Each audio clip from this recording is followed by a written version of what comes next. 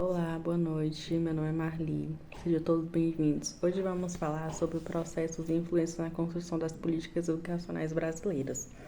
Você já parou para pensar como e por que as políticas de educação são criadas no Brasil? Quem decide? O que deve ser ensinado? Por que a escola ainda é tão desigual, dando mais acesso para um, menos acesso para outros? Ao longo dos próximos minutos, vou expor para vocês essa questão e para a gente entender o ponto de alguns atores e ideias que moldam a educação brasileira.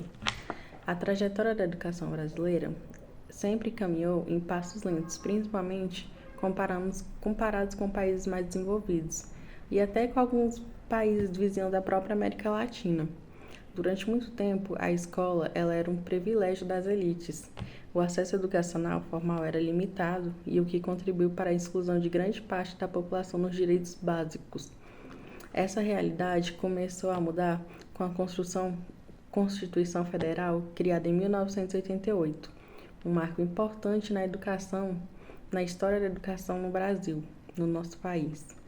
Ela trouxe a universalização do ensino como meta, ou seja, educação para todos como um direito garantido, previsto na nossa Constituição, no artigo 5º. A partir daí, definiu-se um novo arranjo federativo. A União passou a ter um papel normativo e complementar, e os estados e municípios ficaram responsáveis pela implementação das políticas na educação básica. Por que as políticas educacionais são tão importantes? Garantir o acesso a uma escola de qualidade é essencial. Sem isso, aumenta a desigualdade social e milhões de brasileiros ficam mais vulneráveis à violência, com menos acesso à saúde, à cultura e ao mercado de trabalho. A política educacional não deve servir apenas para transmitir conteúdos escolares.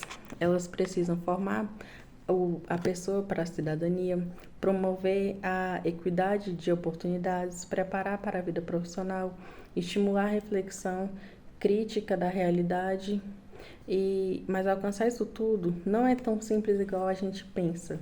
O Brasil ainda enfrenta grandes desafios históricos e estruturais que tem ainda um grande passo a ser seguido para poder chegar onde a gente almeja.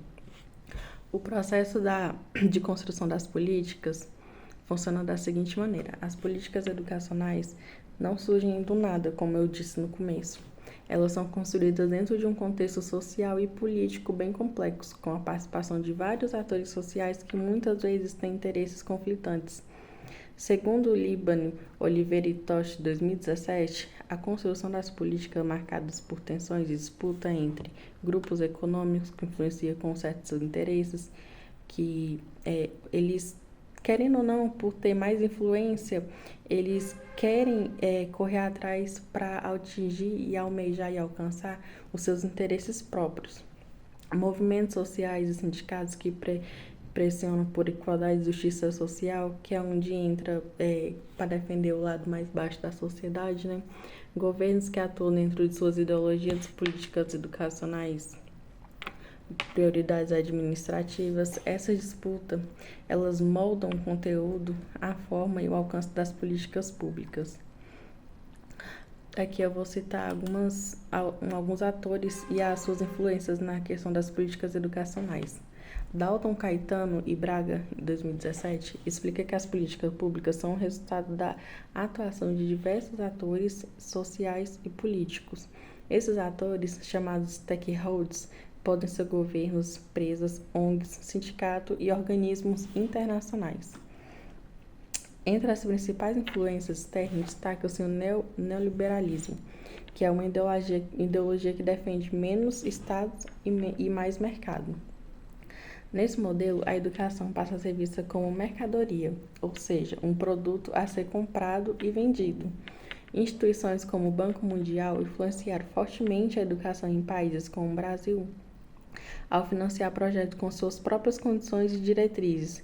Isso gerou impactos profundos: gestão por resultados, avaliações padronizadas e menor participação na comunidade escolar nas decisões. Aqui eu falo um pouco do papel da federação.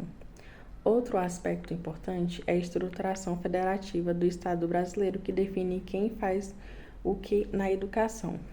De acordo com Cardoso de Araújo, em 2013, o modelo federativo teve papel central na garantia do direito à educação, distribuindo responsabilidades entre a União, Estado e municípios. Mas essa divisão também trouxe vários benefícios.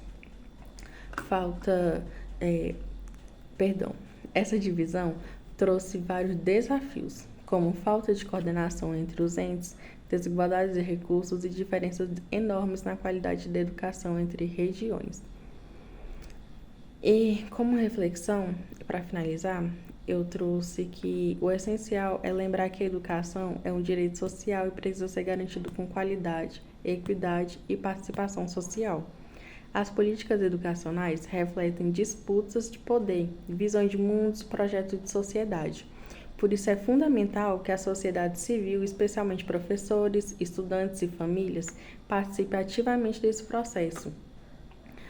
E aí, como que você vê o papel da escola nas políticas públicas na transformação da realidade social?